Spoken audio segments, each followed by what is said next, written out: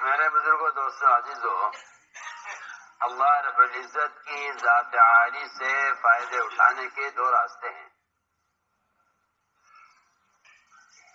اللہ رب العزت کی ذات عالی سے فائدے اٹھانے کے دو راستے ہیں۔ ایک راستہ بہت مشہور ہے، معروف ہے، مسلمان ہوں یا غیر مسلم ہوں وہ اس راستے کو تھامے ہوئے ہیں۔ وہ ہے اسباب اور کائنات اور شکلوں کے ذریعے اللہ کی قدرت سے فائدہ اٹھانا۔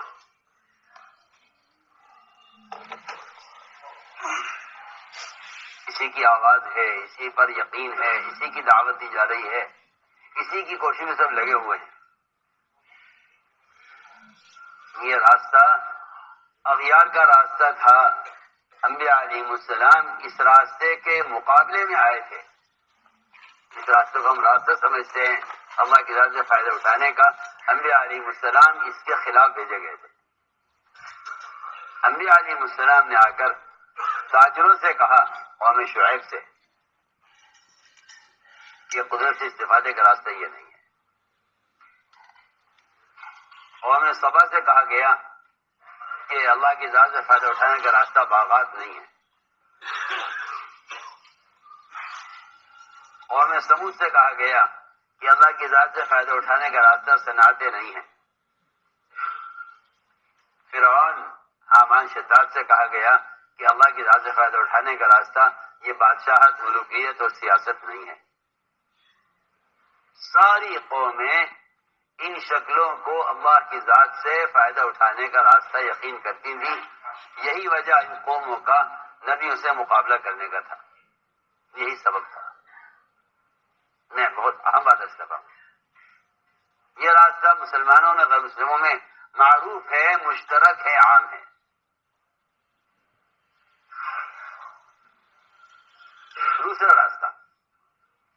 دوسرا راستہ اللہ نے قرآن میں جگہ جگہ بیان کیا ہے کہ اللہ کی ذات عالی سے براہ راست فائدے اٹھانے کے لیے اس کے احکام ہیں، اس کے احکام ہیں۔ ہر نماز پڑھنے والا، نفل پڑھ رہا ہو یا فرض، واجب پڑھ رہا ہو یا سنت، اس کو پہلے کہنا پڑتا ہے ایاک نعبد و ایاک نستعین، اے اللہ تیری عبادت کے علاوہ، تیری عبادت کے سوا کوئی ذریعہ تجھ سے استعانت کا نہیں ہے۔ جس طرح ہم نے تجھے خالص کیا ہے عبادت میں، اس طرح ہم تجھے خالص کرتے ہیں تیری ذات سے فائدہ اٹھانے میں۔ یہاں آ کر لوگ بیچارے اس غلط فہمی کا شکار ہو جاتے ہیں کہ اس کا مطلب یہ ہوا کہ اسباب ترک کر دینے چاہیے، اسباب ترک کر دینے چاہیے۔ حالانکہ اس بات کو جاننا چاہیے کہ مومن اور مشرک ان دونوں کے اسباب اختیار کرنے کا فرق جو ہے وہ سبب کا فرق نہیں ہے، وہ اس سبب میں جو احکام ہیں ان احکام کا فرق ہے۔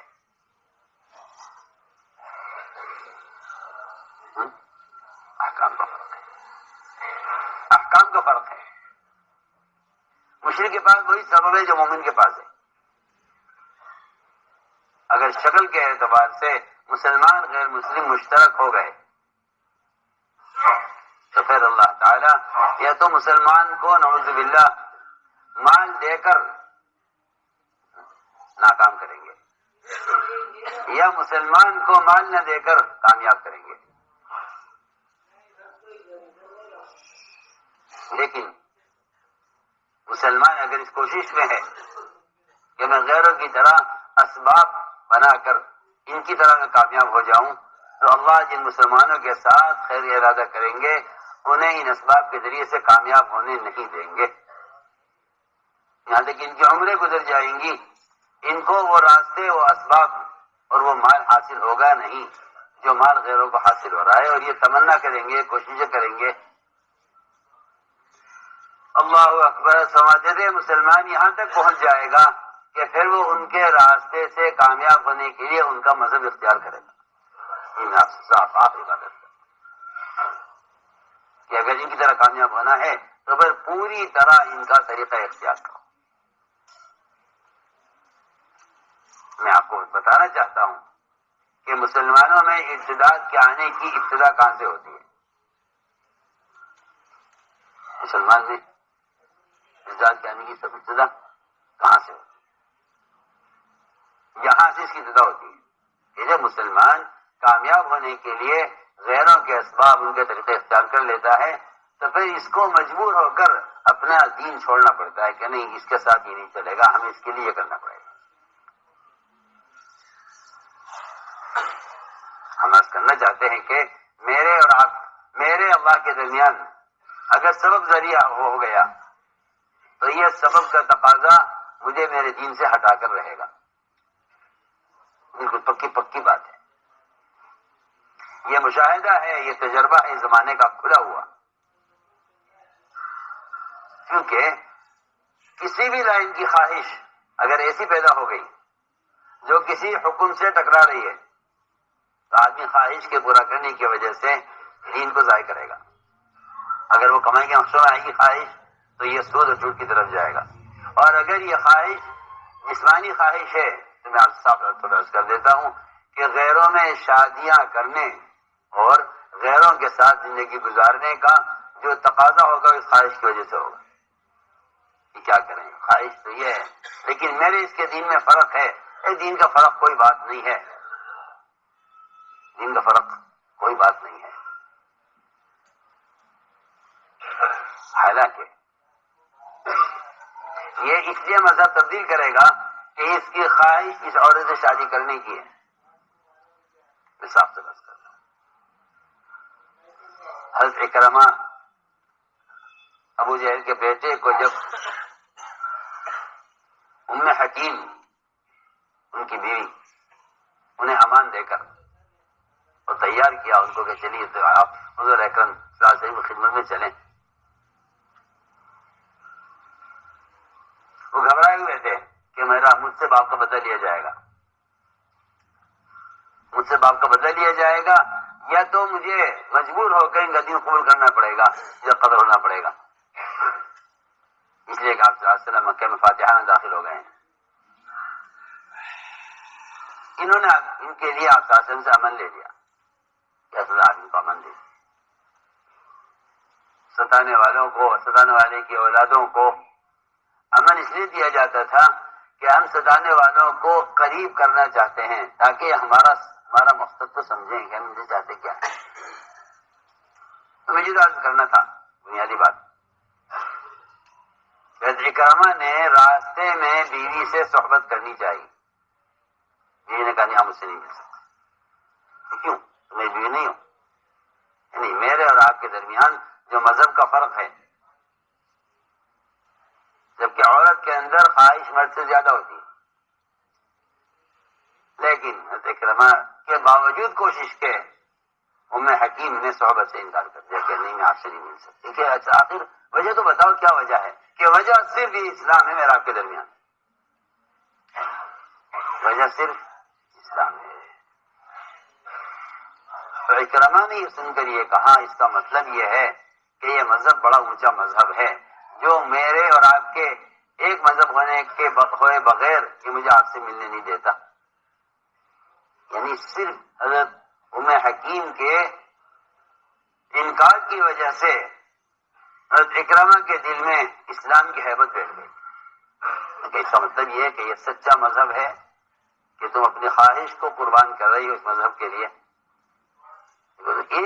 ایک عورت اگر اپنی خواہش کو قربان کرے دین کے لیے تو وہ ایک ابو جہل کے بیٹے اکرمہ کی ہدایت کا ذریعہ بن جاتا ہے۔ آپ سب غور کیجیے، صرف اتنی سی بات پر کہ نہیں میں آپ سے نہیں مل سکتی، اس لیے کہ آپ کفر پر ہے میں اسلام پر ہوں، جب تک آپ اسلام پر نہیں آئیں گے میں آپ سے نہیں مل سکتی۔ انہوں نے یہ نہیں کہا کہ تم کفر پر آ جاؤ، نہیں، لیکن اصولی بات یہ ہے کہ جو مرد یا عورت اپنے دین کی طرف داعی ہوتا ہے وہ کبھی کفر کا مدعو نہیں ہو سکتا۔ اس زمانے کے مسلمان تو بیچارے ان کی عقل پر پتھر پڑے ہیں، جن کے نزدیک دعوت دینا کوئی اہمیت نہیں رکھتا، اور یہی وجہ امت کے مذہب کے بدلنے کی ہے کہ امت تبدیل مذہب پر جب آئے گی جب امت اپنے مذہب کی دعوت کو چھوڑ دے گی۔ یہ جو آج کل کے لوگوں کا خیال یہ ہے کہ دین کی باتیں پھیلانے کے اور بھی ذرائع ہیں، میں ان سے کہنا چاہتا ہوں وہ اس بات کو سمجھ لیں کہ قرآن نے یہ بات کھول کر بیان کر دی ہے، کھول کر بیان کر دی قرآن نے یہ بات کہ جو اپنے دین کی دعوت پر قائم نہیں ہوگا وہ اپنے دین کا مددگار نہیں ہوگا، جو اپنے دین کا مددگار نہیں ہوگا اللہ تعالیٰ اس کے مددگار نہیں ہوں گے، اللہ اس کی مددگار اللہ نے شرط لگائی ہے قرآن میں۔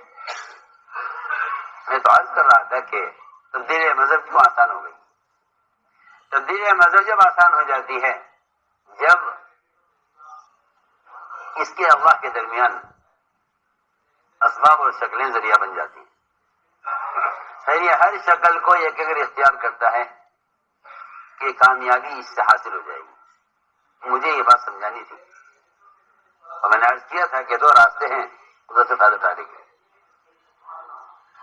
ایک راستہ ہے برائے کائنات، ایک راستہ ہے برائے کائنات، اور اللہ تعالیٰ کائنات کے ذریعے اپنی ذات سے فائدہ اٹھانے والوں کو اللہ تعالیٰ خوب بھر کر دیں گے، یہ نہیں کہ ان کو کچھ ملے گا، نہیں، ایسا نہیں ہے۔ جو اللہ کی ذات سے فائدہ اٹھائیں گے کائنات کے ذریعے اللہ تعالیٰ ان کو خوب دیں گے، اللہ ان کو خوب دیں گے۔ تو ایک میں نے عرض کیا ہے ایک راستہ یہ ہے قدرت سے استفادہ کائنات کے ذریعے، اس راستے پر ساری قومیں چل رہی ہیں، انبیاء نے آ کر یہ فرمایا اور انبیاء نے آ کر یہ سمجھایا کہ اللہ کی ذات عالی سے فائدہ اٹھانے کے لیے کائنات ذریعہ نہیں ہے،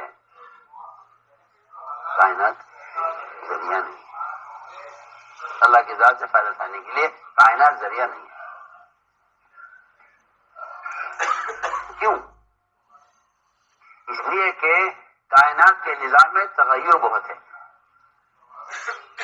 نظام میں تغیر بہت ہے۔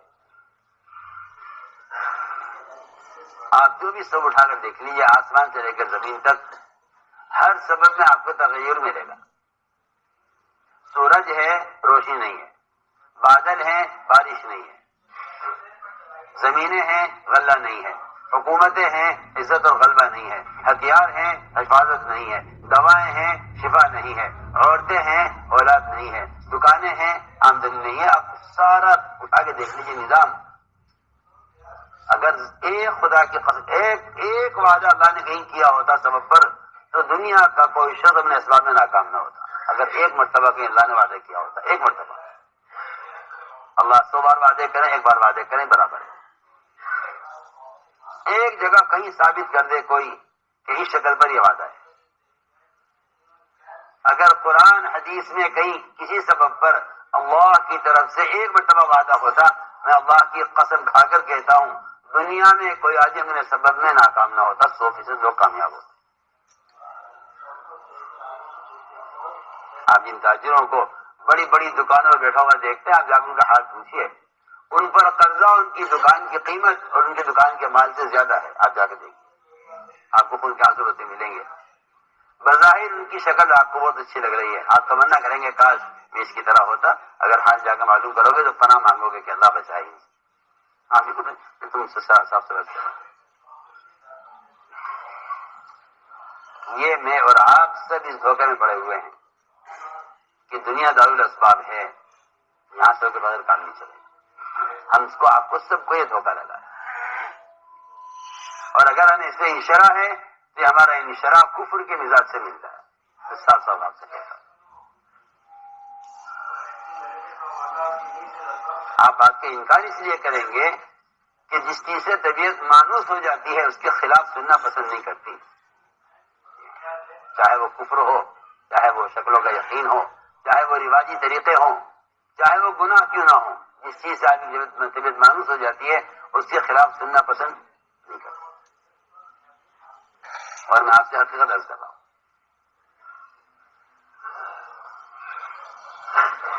کیوں میں نے ایک بات عرض کی ہے کہ کائنات کے نظام میں تغیر ہے، کائنات کے نظام میں تغیر ہے. جس چیز میں تغیر ہے وہ چیز ضابطہ نہیں ہو سکتی. اس چیز میں وہ ضابطہ، اس لیے دین ضابطہ ہے، دنیا ضابطہ نہیں ہے. اگر آپ کہیں کائنات اللہ کا ضابطہ ہے تو آپ کا خیال بالکل غلط ہے. کائنات ضابطہ مول صاحب، جو آدمی کائنات کو ضابطہ سمجھے گا وہ دین سے پیٹ پھیر لے گا. وہ دین سے جو کائنات کو ضابطہ سمجھے، کائنات ضابطہ نہیں ہے. کیوں کائنات ضابطہ نہیں ہے؟ اس لیے کہ ضابطے میں تغیر نہیں ہے، کائنات میں تغیر ہے. میں عرض کر چکا ہوں آپ کہ آسمان سے لے کر زمین تک ہر شکل میں تغیر ہے. ہر شکل میں صاحب، ہر شکل میں تغیر ہے. ہر شکل میں تغیر ہے. ملائکہ میں بھی تغیر ہے، ملائکہ میں بھی تغیر ہے. اس لیے ملائکہ بھی اللہ کی ذات سے فائدہ اٹھانے کا ذریعہ نہیں ہے. سنیے تو صحیح میں کیا کہہ رہا ہے. جب ملائکہ اتنی قوی اور اللہ کی مقرب مخلوق ہے اور وہ اللہ کی ذات سے فائدہ اٹھانے کا ذریعہ نہیں ہے تو آپ ملائکہ کے مقابلے میں کون سی شکل ایسی لائیں گے جس کے بارے میں آپ کہتے ہیں کہ ہاں یہ سبب تو ہو سکتا ہے اللہ کی ذات سے فائدہ اٹھانے.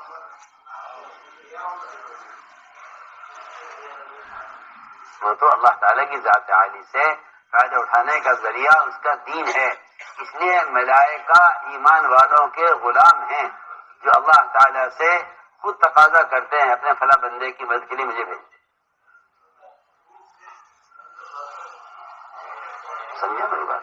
اگر تم ضابطے پر آؤ تو ملائکہ تمہارے غلام ہیں، اور اگر ہمارے ضابطے سے ہٹ جاؤ تو پھر تم ہمارا انکار کرنے والوں کے غلام بن کے رہو گے. میں بہت ضروری بات ہے اس کا.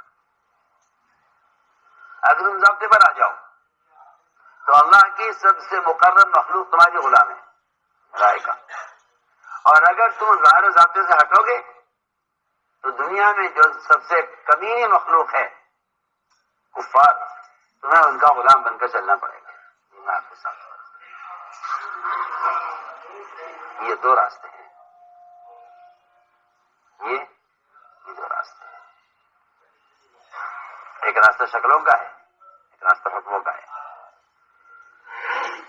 اگر تم حکم کا راستہ اختیار کر لو تو پھر اللہ کی سب سے زیادہ مقرب مخلوق، سمجھے نا، مقرب مخلوق اللہ کی ملائکہ، اور سب سے قوی مخلوق وہ تمہاری غلام ہے.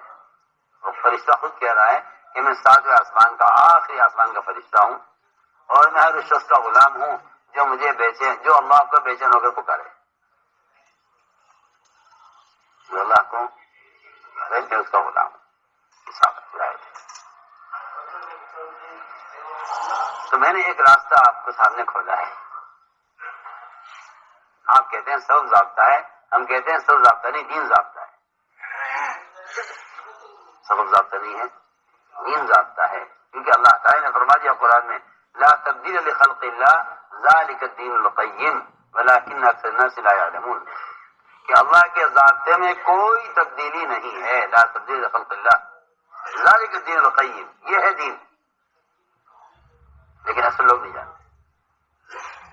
اکثر لوگ اس کو نہیں جانتے. معلوم ہو گیا کہ دنیا ضابطہ نہیں بلکہ دین ضابطہ ہے.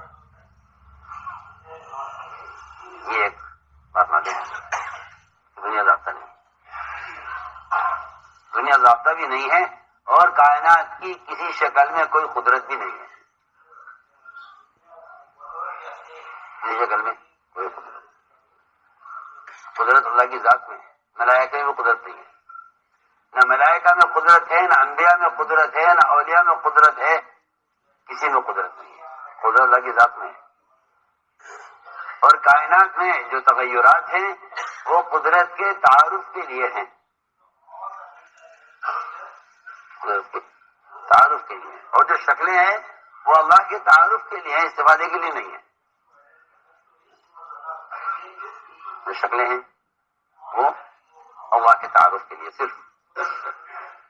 بنے ہوئے سے ہمیں پہچانو گے تو ہماری طرف آؤ گے، اور اگر بنے ہوئے سے بنے ہوئے کو پہچانو گے تو تم ہم سے رخ پھیر لو گے۔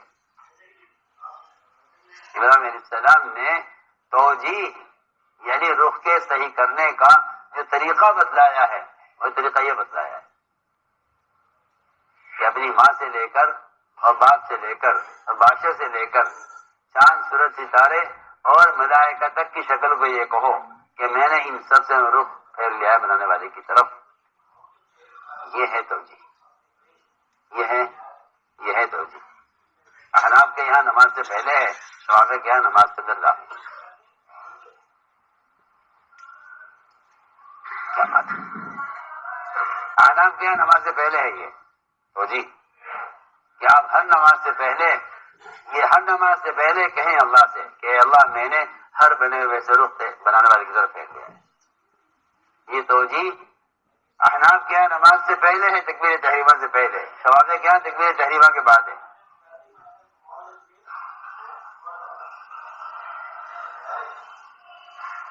کہ تمہاری عبادت میں اس وقت تک تمہاری عبادت کا رخ صحیح نہیں ہوگا، قبلے کی طرف منہ کرنا یہ توجیہ نہیں ہے۔ قبلے کی طرف منہ کرنا توجیہ نہیں۔ قبلے کی طرف منہ کرنا رخ کا صحیح ہونا نہیں ہے۔ توجیہ بدن کے رخ کے صحیح ہونے کو نہیں کہتے۔ توجیہ بدن کے رخ کے صحیح ہونے کو نہیں کہتے، توجیہ دل کے رخ کے صحیح ہونے کو کہتے۔ اگر آپ کا دل کسی خلاف سنت چیز کی طرف مائل ہے تو اللہ کی قسم آپ کا دل یہود و نصارہ کی طرف مائل ہے۔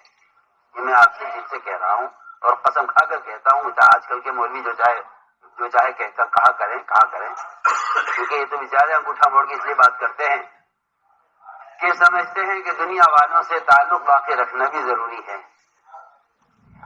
یہ ایک بیماری ہے مسلمانوں میں سب میں کہ اگر تم نے شدت اختیار کی تو تمہارے ان کے درمیان کے تعلقات خراب ہو جائیں گے۔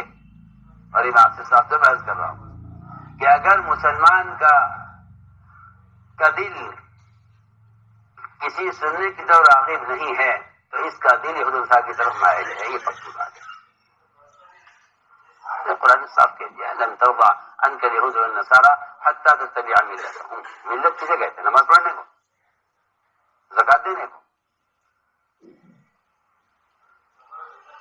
آپ نے اسلام کو فرائض کے ساتھ اتنا تنگ کر دیا، محدود کر دیا کہ اس نے آپ کو معاشرے میں آزاد کر دیا ہے۔ آپ جیسے چاہیں کپڑے پہنے، آپ جیسی چاہیں شکل بنائیں، آپ مسلمان ہیں۔ مجھے تو حیرت ہے کہ کون سا ایمان، کون سا اسلام چاہتا ہے مسلمان؟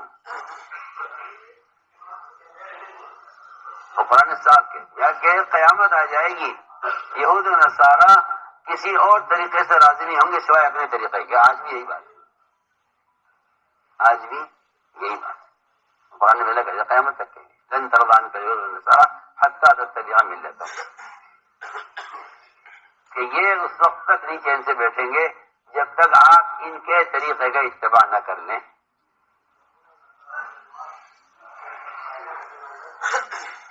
اور مسلمان اس میں ہے کہ ہاں ٹھیک ہے، کتنا دین اختیار کرو، جتنے دین پر تم دنیا والوں کے ساتھ چل سکو اتنا دین اختیار کرو۔ یہ زمانے کا مسلمانوں کا خیال ہے۔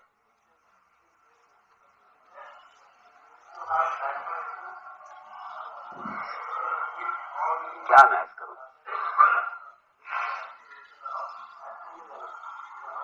کفار نے حضور اکرم صلی اللہ علیہ وسلم کو حجر اسود کے بوسے کی اہتمام کرتے ہوئے دیکھا کہ آپ حجر اسود کے بوسے کا اہتمام کرتے ہیں، ہر چکر میں آپ بوسہ لیتے ہیں۔ انہیں خیال ہی آیا کہ اگر ان کو اس سے روکا جائے، اور ان کو اس سے روک کر اپنا کوئی مطالبہ کیا جائے، اپنا کوئی مطالبہ کیا جائے اور یہ ہمارے مطالبے کو اگر پورا کر دیں، اگر ہمارے مطالبے کو پورا کر دیں تو یہ ہماری سب سے بڑی کامیابی ہوگی. میری بات توجہ سننا.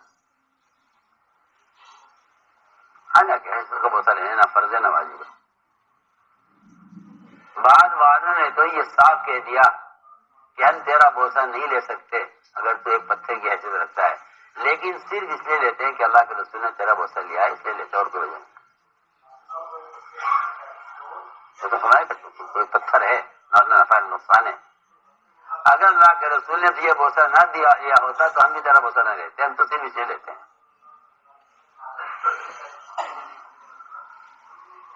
مشرکین نے یہ دیکھا کہ آپ کو اس کا بوسہ پسند ہے، انہوں نے آپ کو اس سے روکا، اس سے آپ کو روکا. میں آج کرنا چاہتا ہوں آپ کو کفر نماز سے، حج سے، روزے سے، زکات سے نہیں روکے گا. اس زمانے میں جو کفر ہے وہ آپ کو سنتوں سے روکے گا، اور آپ ایسے جاہل اور نالائق نکلیں گے کہ آپ یہ کہیں گے کہ یہ تو کوئی فرض نہیں ہے، اس کو چھوڑنے میں کیا حرج ہے. آپ کا خیال یہ ہے، آپ کا خیال یہ کوئی فرض نہیں، واجب نہیں، روک دے کیا بات ہے. نماز تو پڑھ رہے ہیں، روزہ تو رکھتے ہیں.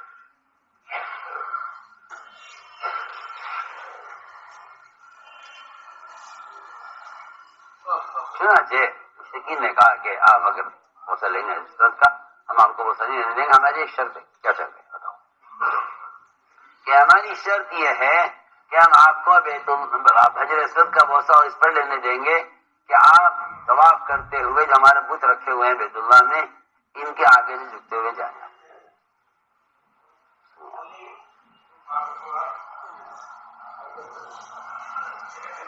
کچھ نہیں، آپ دل سے نہ جھکنا صحیح، آپ ذرا تو اشارہ کر دیں. آج کل کا مسلمان کہتا ہے کیا بات ہے، دل تو میرا مطمئن ہے، دل تو میرا مطمئن ہے ایمان کے ساتھ. اگر میں اتنا سا ان کا مطالبہ پورا کر دیتا ہوں تو کیا اس سے کیا فرق پڑتا ہے؟ اس سے کیا فرق پڑتا ہے؟ میں آپ سے بہت اہم بات کہہ رہا ہوں. اگر دل مطمئن ہے ایمان کے ساتھ اور سر سے اشارہ کر دیا جائے ذرا سے تو کیا ہے؟ آپ صلی اللہ علیہ وسلم سے مطالبہ کیا گیا، آپ کو ایک خیال ہلکا سا آ کر گزر گیا، آپ نے اس کو پکایا، نہ اس کا ارادہ کیا، نہ اس کو سوچا.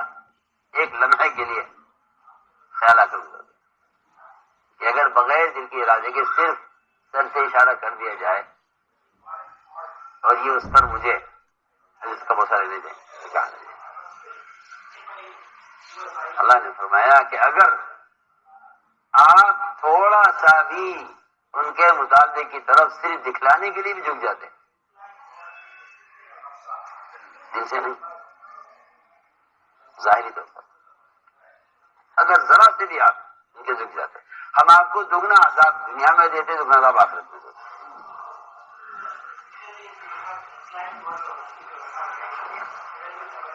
اور اگر آپ ان کی بات کی ذرا سی بات ان کی قبول کر لیں، اگر آپ ذرا سی ان کی بات قبول کر لیں تو یہ آپ کو اپنا دوست بنا لیں گے. میں کیا عرض کروں، اس زمانے کا مسلمان یہ چاہتا ہے کہ سب کا دوست بن کر چلو تاکہ اسلام ہو نہ ہو سلامتی تو ہو. سمجھو کیا کیا، اسلام ہو یا نہ ہو سلامتی تو ہو، امن ہو یا ایمان ہو یا نہ ہو امن تو ہو. ان کی سوچ، حالانکہ ایمان کے بغیر امن نہیں، اسلام کے بغیر سلامتی نہیں. اور آپ اس چکر میں ہیں کہ ان سے دوستی کرو تاکہ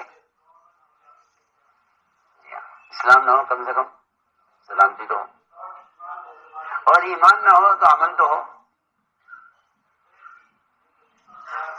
حالانکہ قرآن یہ کہتا ہے کہ ایمان اور ہدایت کا وعدہ، امن اور ہدایت کا وعدہ صرف ان لوگوں سے ہے جن کے اسلام میں کفر کی آمیزش نہیں ہوگی. آگے ان کے اسلام میں کفر ملا ہوا ہے. سنو میں کیا کہہ رہا ہے؟ ان کے اسلام میں اگر کفر ملا ہوا ہے، کسے کہتے ہیں اسلام میں کفر ملا ہوا؟ اسلام میں کفر ملانے کسے کہتے ہیں؟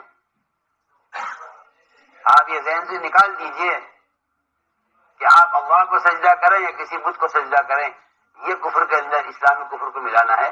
بالکل میں قسم کھا کر کہتا ہوں، اگر آپ کی زندگی خلاف سنت ہے تو کفر کی آمیزش آپ کے ایمان میں ہے. سیدھی سیدھی بات ہے.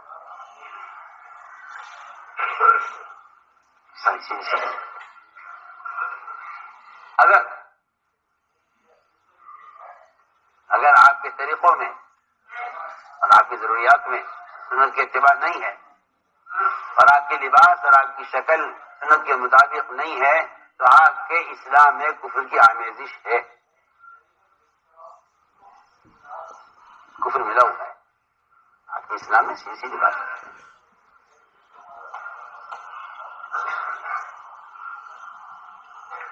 آپ کو یہ پٹی پڑھائی ہے شیطان نے کہ نہیں بس اسلام جو ہے وہ فرائض کے ادا کرنے کا نام ہے، باقی مسلمان اپنے معاشرے میں آزاد ہے، جس طرح چاہے رہے. کیا تنگی پیدا کرنا. میں کچھ کہہ رہا ہوں، آپ اس بات کو غور کیجئے بھی کیا کہہ رہا ہوں. اگر کوئی مسلمان اپنی ضروریات میں یہود و نصارہ کے طریقے اختیار کرتا ہے حلیے میں تو اس کے اسلام میں کفر کی آمیزش ہے. کیوں؟ وجہ اس کی ہے. اس زمانے میں لوگ اس بات کو اس لیے نہیں مانتے کہ وہ اسلام کو اور ایمان کو صرف عقائد تک محدود سمجھتے ہیں کہ عقیدہ ٹھیک ہونا چاہیے اور بہت سے بہت اسلام کے جو 5 فرائض ہیں اس طرح مت. ہاں سمجھو ہم کیا کہہ رہے ہیں. جب آپ نے اسلام کو محدود کر دیا ہے عقیدے اور فرائض کے ساتھ تو پھر آپ کو خلاف سنت کوئی عمل وہ آپ کو اپنے عقیدے کے خلاف نظر نہیں آئے گی. میں بہت اہم بات کہہ رہا ہوں، سوچنے کی بات ہے. میں کچھ کہہ رہا ہوں. اگر آپ کا خیال یہ ہے کہ ہاں شاہدین گواہی اور نماز اور روزہ حج اور زکوٰۃ یہ 5 اسلام کے فرائض ہیں، اگر آپ کا خیال یہ ہے تو پھر آپ سوچیے کہ ضروریات کو بھی اسلام نے وہ درجہ دیا ہے. ضروریات کو بھی اسلام نے وہ درجہ دیا ہے جو درجہ اسلام نے عقیدے اور توحید کو دیا ہے. آپ میری بات کی تو توجہ دیں. مجھے قصے کہانی نہیں آتی. میں تو سوچتا ہوں کہ کتنے ناقص اسلام پر مسلمان مطمئن ہے اس وقت. اور میں اس کی مثال عرض کروں گا.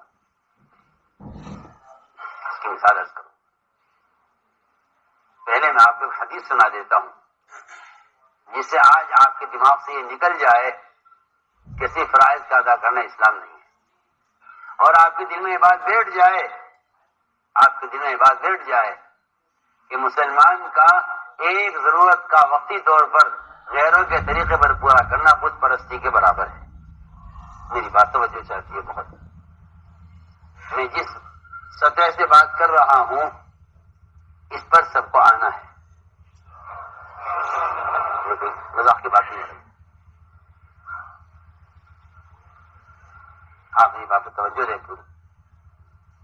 مسلمان کا وقتی طور پر اپنی ضرورت کو غیر مسلم کے طریقے پر پورا کرنا بت پرستی کے برابر ہے. آپ میری بات کو بہت دھیان دے کر سنیں. میں کچھ کہہ رہا ہوں. کہاں بت پرستی، کہاں بت پرستی، اور کہاں یہ کہ مسلمان اپنی کوئی ضرورت غیر مسلم کے طریقے میں پوری کر لے. اگر آپ کا خیال یہ ہے کہ نہیں بھائی یہ تو بڑا گناہ ہے اور یہ تو شرک ہے اور یہ تو کوئی ایسی بات نہیں ہے،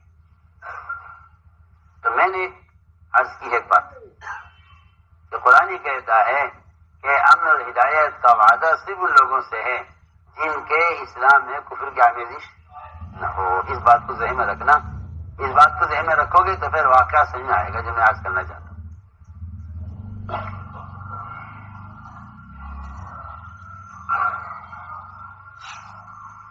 ہوا یہ کہ یہ کفار جب جنگ سے فارغ ہوتے تھے تو یہ اپنے ہتھیار ایک درخت پہ لٹکا دیا کرتے تھے. ہتھیار ایک درخت کیا ہوا تو انہوں نے جب جنگ سے فارغ ہو گئے سب نے اپنے اپنے ہتھیار لا کے پلٹ کر جب ضرورت ہی اتار دیے. صحابہ کو یہ طریقہ اچھا لگا. صحابہ کو یہ طریقہ اچھا لگا کہ جی اس میں ہتھیاروں کی بھی حفاظت ہے, ہم بھی ہلکے پھلکے رہتے ہیں, کیا ہم بھی ایسا کر لیں؟ پوچھا کرا یا رسول اللہ کیا ہم بھی ایسا ایک درخت کر لیں جس کا ہتھیار لٹکا دیا کریں. آپ نے جواب کیا دیا؟ آپ نے یہ نہیں فرمایا نہیں یہ ہمارا طریقہ نہیں ہے. آپ نے فرمایا تمہارا مجھ سے ایک درخت کا مطالبہ کرنا ہتھیار لٹکانے کے لیے, یہ تمہارا مطالبہ بالکل ایسا ہے جیسا موسیٰ علیہ السلام کی قوم نے ایک بت کی پوجا ہوتے ہوئے دیکھ کر یہ کہا تھا موسیٰ علیہ السلام سے کہ ہمارے بھی ایک بت ہونا چاہیے پوجا کرنے کے لیے. آپ پڑھی پوری حدیث.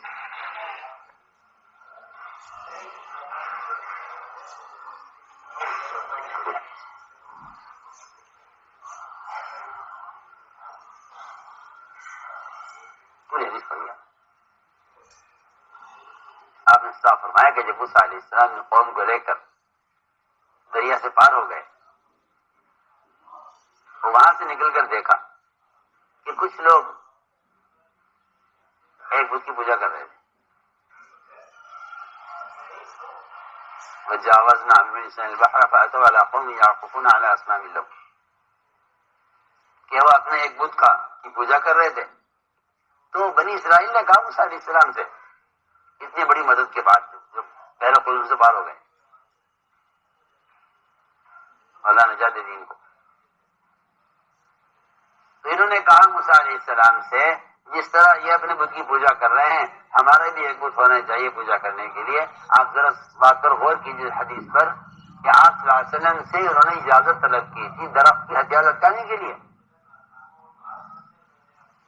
اور آپ نے جواب میں کیا فرمایا کہ تمہارا یہ مطالبہ بالکل ایسا ہے جیسا مطالبہ بنی اسرائیل نے موسیٰ علیہ السلام سے ایک بت کا کیا ہے.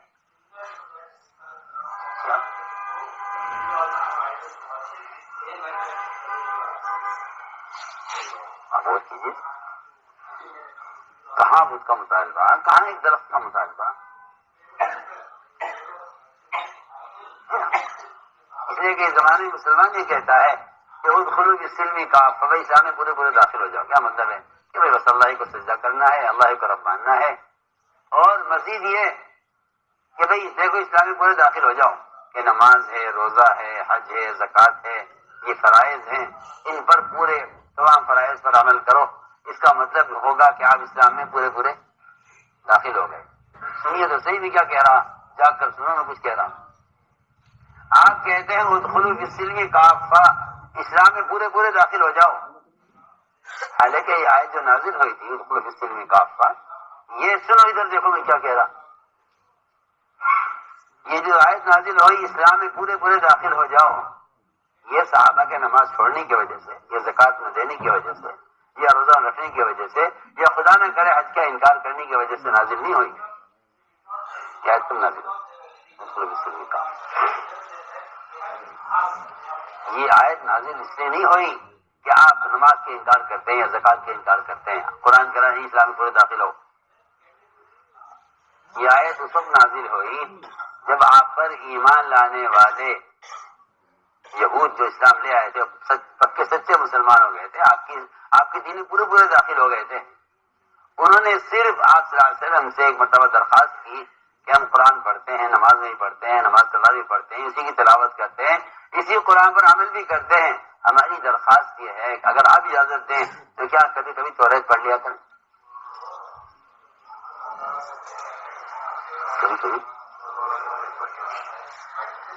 آسمانی کتاب ہے، ہمارا اس پر ایمان ہے، ایمان لانا فرض ہے اس پر. یہ پکے مسلمان صحابہ آپ کی صحبت میں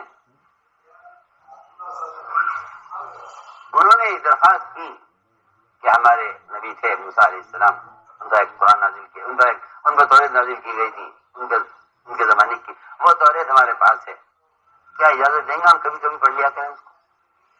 ادھر انہوں نے اجازت طلب کی، ادھر آیت قرآن کی نازل ہوئی ادخلوا فی السلم کافہ، اسلام میں پورے داخل ہو جاؤ، یہ نہیں ایک پیر اسلام کے اندر پورے اسلام سے باہر. سوچیے آپ سارے معاشرہ یہودیوں کا اختیار کر کے آپ کہتے ہیں جی ہم تو پکے مسلمان ہیں، اور وہاں صرف توریت پڑھنے کی اجازت چاہنے پر جو آسمانی کتاب ہے اسلام اس کو برداشت نہیں کرتا. نہیں، اگر آپ مسلمان ہو گئے ہیں تو پھر اسلام میں پورے داخل ہو، یہ نہیں کہ قرآن پڑھیں تو عربی پڑھیں.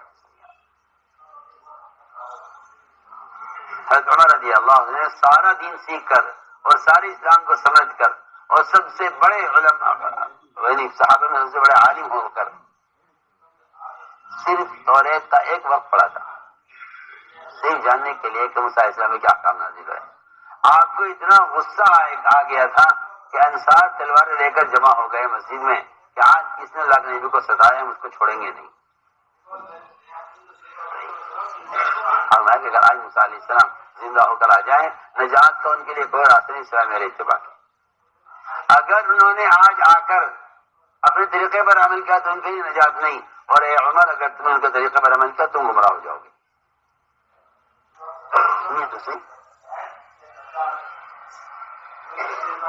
جو مذہب تھا موسیٰ علیہ السلام کا اس پر چل کر نجات نہیں ملے گی، تو جو موسیٰ علیہ السلام کے اللہ اکبر نبیوں کے نہ ماننے والی قوم ہیں یہود و نصارہ، کیا ان کے طریقوں پر چل کر مسلمان نجات پا سکتا ہے؟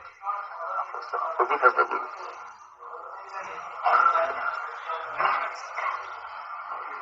میں آج کر رہا تھا کہ آپ یہ کہہ کر چھوڑ دیتے کوئی معمولی بات ہے، اس میں کیا حل ہے؟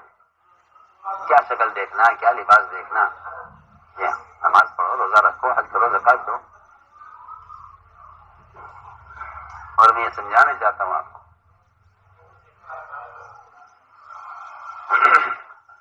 کہ اسلام یعنی سارے اجزاء تک پھیلا ہوا ہے. وہ تو آپ ایک چھوٹی سی بات کو اگر چھوڑ دیں گے یہ کہہ کر کہ اگر غیروں کا مطالبہ اس کے چھوڑنے کا تو چھوڑ دے، تو سنت کے چھوڑنے میں کیا رہے. میں اس کے لیے حضرت کے بیان سے ایک مثال دینا چاہتا تھا. حضرت فرماتے تھے کہ اسلام کا ایک سنت، ضرورت کی لائن کی ایک سنت، چاہے وہ استنجے کی لائن کی سنت کیوں نہ ہو، اس کو چھوڑ دینا یہ کہہ کر، اس کو چھوڑ دینا یہ کہہ کر کہ بھئی اس کا ماحول نہیں ہے یا اس کا موقع نہیں ہے یا اس کی قانون کے خلاف ہے یا غیر یہ کہہ دے کہ آپ یہ نہیں کر سکتے، مانے کہ اس کا چھوڑ دینا سارے اسلام کو ضائع کر دینا ہے.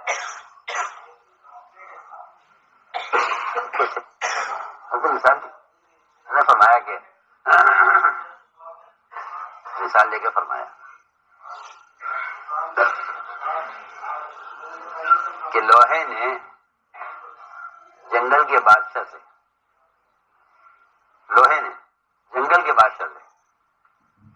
ایک بالش لکڑی کا سوال کیا. اور عجیب مثال ہے، ایک بالش لکڑی چاہیے، ایک بالش لکڑی، ہمارا میلوں میں پھیلا ہوا جنگل ہے، لکڑی بے شمار لکڑی ہے، کیا لکڑی میں سے اگر ایک بالش لکڑی ان کو دے دیں گے تو کیا ہمارا کیا نقصان ہے اس میں؟ ان کی ضرورت پوری ہو جائے گی. سننا دھیان سے بات. وزرا کو جمع کیا، وزرا چیخ اٹھے نہیں السلام آپ کیا بات کریں، ان کو ہمیں بڑی لکڑی دیں گے. بادشاہ نے کہا کہ تمہیں کیا نقصان ہے اس میں؟ تمہارے جنگل میں کیا کمی آ جائے گی ایک بارش لکڑی دینے میں؟ نہیں، ہم ایک بارش کیا 1 انچ لکڑی ان کو نہیں دیں. بادشاہ نہ مانا اور اس نے سوچا کہ جب اتنی لکڑی ہمارے پاس ہے تو ایک بارش لکڑی دینے میں کیا فرق پڑتا ہے. وہ مانا نہیں اور اس نے لوہے کو 1 بارش لکڑی دے دی. ہلکے بیان کا ٹکڑا میں عرض کر رہا ہوں آپ سے، اس نے بیان کیا اس نے اس لکڑی کو کا ہتھی بنائی اور اسے آرے میں لگائی اور اس آرے سے اس نے پورا جنگل کاٹ کے ختم کر دیا. میں سنوں نے کیا کہہ رہا ہوں، پورا جنگل کوئی کچھ نہیں کر سکتا، پورا جنگل کاٹ کے ختم کر دیا. اس لیے کہ ایک اصولی بات ہے کہ لوہا اس وقت تک کاٹنے کی طاقت نہیں رکھتا جب تک اس میں لکڑی کی ہتھی نہ ہو. آپ جانتے ہیں یہ جتنے بڑائی ہوتے ہیں کارپینٹر، ان کے سب کے اوزاروں میں لکڑی شامل ہوتی ہے. کیا نہانی، کیا بسولا، کیا رندا، کیا آری، جتنے بھی اوزار ہوتے ہیں بڑھائی کے، اس سب میں مودی صاحب کیا شامل ہوتی ہے؟ کوئی اوزار ہے جس میں لکڑی شامل نہ ہو؟ لکڑی نے شکایت کی اور کہا لوہے سے کہ تم اتنی بے دردی سے کیسے کاٹ دیتا ہے؟ کہا میں تجھے نہیں کاٹ سکتا تھا، تیرا کچھ حصہ میرے ساتھ ملا ہوا ہے.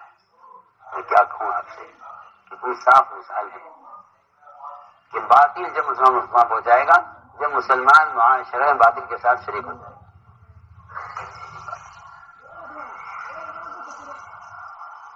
یہ بادشاہ رویا، یہ کیا ہوا ہے؟ کیا ہم تو آپ کو منع کیا تھا کہ آپ ایسا نہ کریں. آپ نے فرمایا تھا صحابہ سے کہ دیکھو تمہارے کے درمیان سمجھوتے کی ایک شکل ہے کہ تم اتنی کھجوریں اپنے باپ کی ان کو دے دیا کرو. ہم ان کو دے دیں؟ جب ہم ان کے غلام تھے اور یہ ہم پر مسلط تھے ہم نے اس وقت نہیں دی. آج اللہ نے ہمیں بادشاہت دی ہے ان پر، آج اللہ نے ہمیں عزت دی ہے، ہم ان کو کھجور دیں گے؟ ایک کھجور بڑی دیں گے.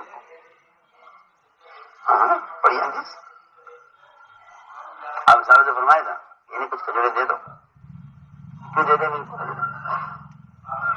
جب ان کے غلام تھے، جب ہم نے ان کی پرواہ نہیں کی، آج اللہ نے ہمیں عزت دی ہے اسلام سے، کیا ہم دب کر ان کے سامنے اپنی کھجور ان کو دے دیں؟ آپ حکم دیجئے جو آپ کا حکم ہم پورا کریں گے، لیکن ہم انہیں کھجوریں دے کر سمجھوتا کریں؟ انصار کے جواب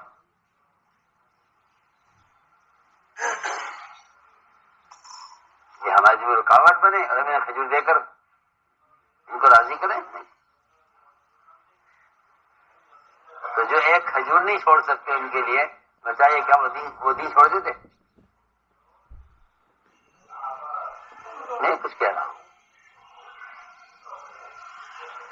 تو میرے بزرگ دوستوں عزیزوں، میری ساری بات کا خلاصہ یہ تھا کہ اللہ کی ذات عالی سے فائدہ اٹھانے کے 2 راستے ہیں. ایک راستہ برائے احکام، ایک راستہ برائے کائنات. جو برائے کائنات راستہ اٹھاتے ہیں، جو فائدہ اٹھاتے ہیں، اللہ ان کو دنیا خوب دیتے ہیں. اللہ ان کو دنیا خوب دیتے ہیں. ہم فیہا لا یبخسون کہ انہیں کوئی اس میں نقصان نہیں ہوگا، ان کو اس میں ذرہ برابر پریشانی نہیں ہوگی. ہم دنیا خوب بھر کے دیں گے ان کو. ان کو دنیا خوب بھر کے دیں گے. دوسرا راستہ ہے اس کے مقابلے میں کہ دوسرا راستہ اس کے مقابلے میں یہ ہے کہ اللہ تعالیٰ کو عمل بنا کر پیش کرو. اللہ کو عمل بنا کر، اے اللہ میری نماز ہے یہ تیرا وعدہ ہے، یہ میرا صدقہ ہے یہ تیرا وعدہ ہے، یہ میرا روزہ ہے یہ تیرا وعدہ ہے، یہ میرا احسان ہے یہ تیرا وعدہ ہے، یہ میں نے سچ بولا ہے یہ تیرا وعدہ ہے. اللہ کو عمل بنا کر پیش کرو. اور سمجھتے تھے کہ جو عمل بنا کر پیش کرتے ہیں اللہ تعالیٰ ان کو دنیا میں بار بار دیں گے اور خود دیں گے. جی ہاں، اور جو اسباب کے راستے سے لیں گے ان کو بہت ممکن ہے کہ فائدہ حاصل نہ ہو، اور اگر ہوگا تو ایک مرتبہ ہوگا تو ایک مرتبہ ہوگا۔ اسباب سے اگر فائدہ ملے گا تو ایک بار ملے گا، وہ بھی غیر یقینی ہے۔ عمل کے ذریعے اگر تم فائدہ اٹھاتے ہو تو بار بار ملے گا اور یقینی ہے۔